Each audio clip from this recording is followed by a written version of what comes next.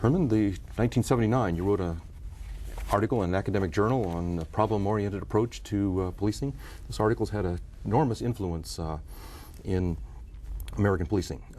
Just briefly, can you tell us what is problem-oriented policing? Well, it's been identified as a philosophy, as a program, etc. I like to see it as this.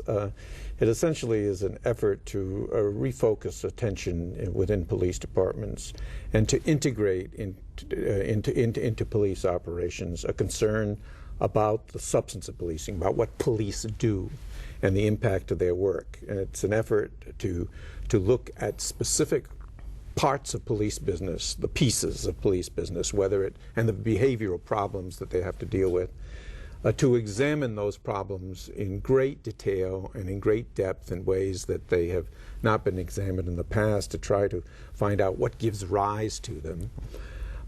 Having done that and having engaged in the analysis in some depth, to come up with new strategies and new responses for dealing with them that have emphasized two things. One is prevention, and the other is possible use of alternatives to the criminal justice system as a way of dealing with the problems. Right. And then to implement that and evaluate it and contribute to the building of knowledge about how to respond to those problems. But problem-oriented policing is important because it's really a pretty radical alternative to what you've called the generic approach to policing. Can you tell us what the generic approach is? Well, the traditional policing, the standard model of policing, has several different strategies for dealing with problems on the street, whether it's patrol, whether it's investigation of cases. I call these generic responses.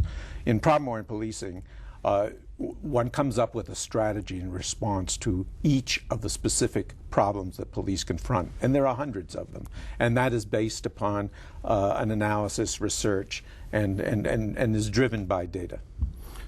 The standard model is not research-based, or not driven by? Well, there's been a lot of research relating to the standard model, but I think it's correct to say that for the most part it has just evolved over the years, and the field is very wedded to these generic responses that they often use without thinking through what might be a more appropriate response to a specific problem, because each of these problems is very different one from the other.